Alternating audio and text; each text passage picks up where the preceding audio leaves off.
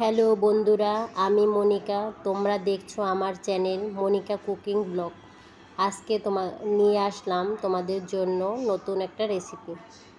প্রথমে দিয়ে দিলাম পেঁয়াজ, তারপরে পেঁয়াজ রসুন বাটা, সরিষা, হলুদের গুঁড়া, এবারে দিয়ে দিলাম লবণ, মরিচের গুঁড়া,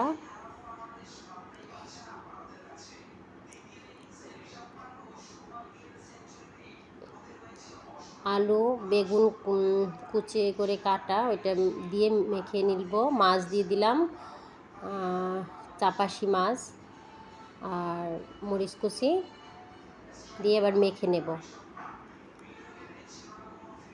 এবারে মাখার পরে দেখো, এবারে জল দিয়ে ঢেকে দেব।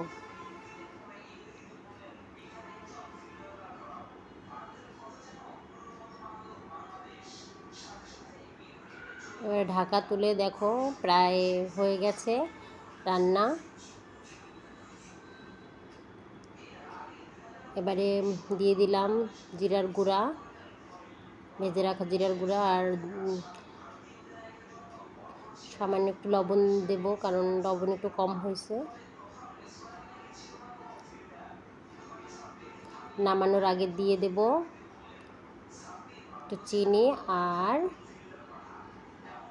ধনিয়া পাতা কুচি। রান্না দেখো কমপ্লিট হয়ে গেছে। ভয়েসটা তো পরে দেওয়া, তাই একটু হয়েছে। বন্ধুরা সাবস্ক্রাইব করে দিও, শেয়ার করো, কমেন্টস করো, লাইক দিও। টাটা, ধন্যবাদ সবাইকে।